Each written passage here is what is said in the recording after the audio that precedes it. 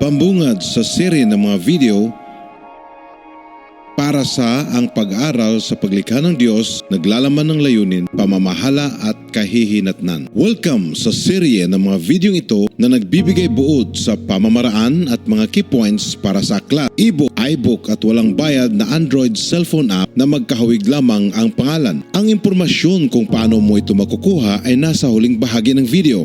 Maging ikaw ay isang agnostic, hindi mananampalataya o isang Kristiyano, inaanyayahan namin kayong panoorin ang pundasyong paksa na ito. Bakit ito ay napakahalaga? Sapagkat kung ano ang paninindigan mo tungkol sa iyong pinagmulan at kung saan nakasalalay ang iyong pagkakilanlan ay nakabase ito sa iyong pangunahing paniniwala. Ito ba ay tama? Ikaw ba ay may tiwala kung sino ka? Nag-interview kami ng kabataan. Nakausap namin ang maraming matatanda at tinitingnan namin ang iba't ibang pag-aaral. Karamihan ay hindi tiyak sa kanilang sagot sa nasabing mga katanungan. Patuloy ang pagtaas ng pagbibigti. Pababa ang halaga ng buhay bawat dekada at ang pag-uugali ng tao ay walang pag-uunlad. Bakit? Dahil ang pundasyon kung meron man ay bumabagsak. Kailangan ba itong palitan ng mas mabuti? Ang mga paaralan ngayon sa mundo ay isang bagay lang ang tinuturo bilang ating pundasyon. Tayo daw ay mga buhay na nilalang sa ibabaw ng buntun. Maraming sipi ang kanilang ginamit at ang pinakatanyag ay lahat ng mabato at metallic na material sa ating paligid, ang iron sa ating dugo, ang calcium sa ating mga ngipin at ang carbon sa ating genes ay ginawa maraming bilyong taon na ang nakalipas sa loob ng pula at higanting bituin. Tayo daw ay gawa sa mga bagay mula sa bituin. By Carl Sagan, The Cosmic Connection, 1973. Sa sekular na mga aklat mula sa ika-4 na baitang pataas, ang mga kabataan ay tinuruan na sila daw ay galing sa isang bagay na mas mababa ang halaga kaysa tao. Bagay na katulad ng isang lumot. Ang natatanging lumot na ito ay nagmula daw sa isang non-living mixture galing sa alikabok ng bituin. At ang alikabok na ito ay galing daw sa isang version ng Big Bang. Totoo ba talaga ito? Masyado yata itong komplikado. Kung ganoon, ang mundo pala ay naging aksidenteng tirahan lang ng tao. Ang mga aliens, kung meron man, ay dapat nagkalat na lang ngayon sa buong kalawakan. Pero kahit isa, wala man lang tayong nakikita. Samantala, patuloy ang pag-akyat ng identity crisis sa ating kabataan. Lumalala ang pag-uugali ng tao sa paglipas ng panahon at tumataas ang estatistika ng kapahamakan. Sa loob ng mga klase, pinaiigting ang pagtuturo ng makasariling pantao maging sa mga elementarya. Paano natin malalaman kung ang pundasyong ito ay talagang totoo? Ito ba ay siyensya? Sino ang nandoon sa simula nang ang unang lumot ay nagkaroon ng buhay? Ang kasagutan, walang sinumang naroon. Masyado yatang malawak ang haka-haka na ito na kung saan kasama pa rito ang tinatawag na time dating techniques at ang mga layers ng bato na tinutumba sa sobrang tagal na panahon. Dahil imposibleng mangyari ang self-generating life sa maikling panahon, ang kanilang timeline ay naging mga bilyong taon. Hindi maaring gawan ng eksperimento ang sobrang tagal ng nakaraan.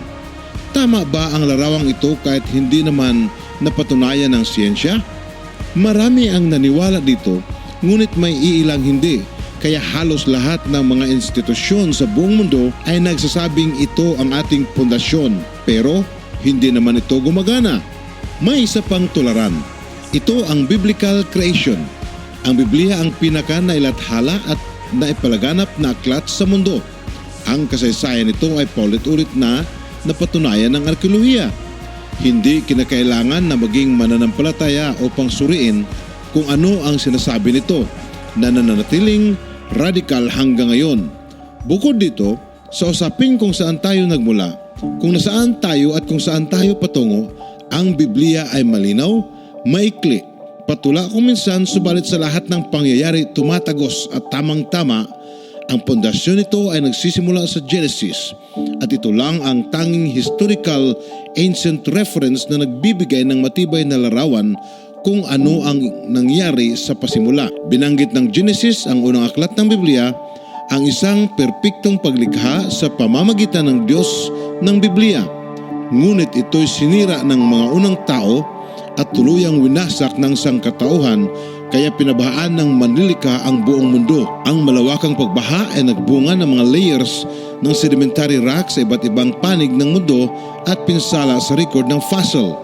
Ang pananaw na ito ay mahigpit na pinagbawal ng ibang mga bansa, hindi pinansin at tinanggihan ng marami. Subalit tandaan natin, ang pundasyon na inilatag sa sekular na mga institusyon ay hindi gumagana. Ang mga bagay ay hindi bumubuti. Alam natin mula sa genetics bilang sangkatauhan na tayo ay hindi bumubuti at kabaliktaran ang nangyayari. Alam natin sa ngayon na ang bawat planeta ay walang katulad at ang mundo ay natatangi sa lahat. Kaya ang kilalang teorya na pinagmula ng solar system na tinuro sa ating mga kabataan ay walang kabuluhan. Ang impormasyon sa loob ng isang cell ay masyadong komplikado. Ang kanyang tungkulin ay hindi maaaring bawasan at ang basic system nito ay hindi pwedeng magbago.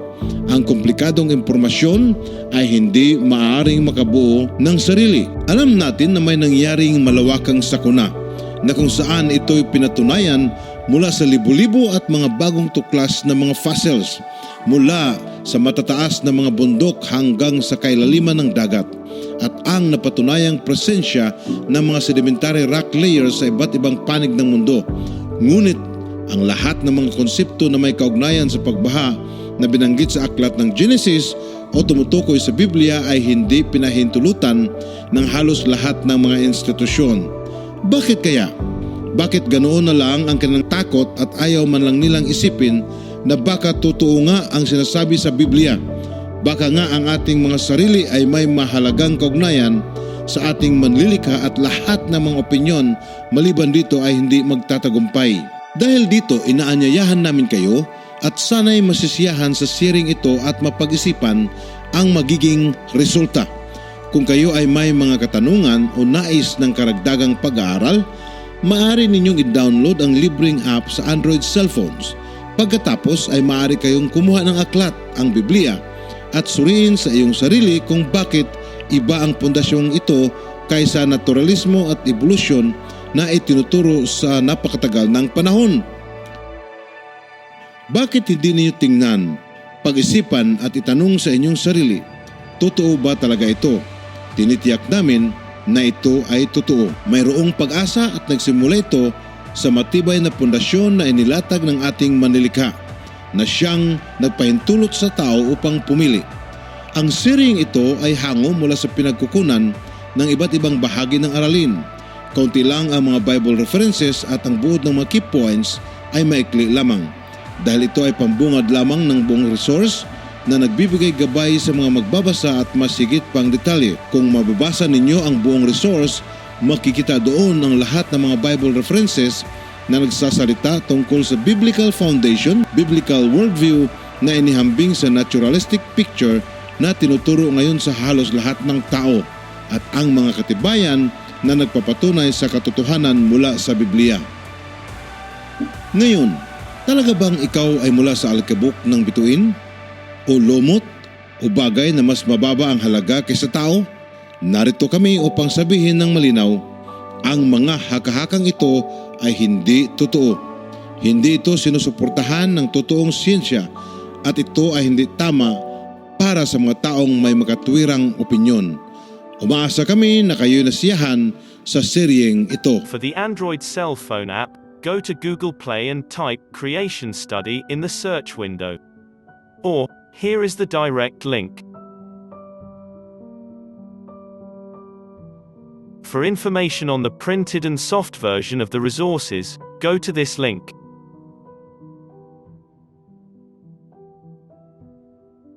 Book or ebook information is at this link. You can contact us through the contact page below.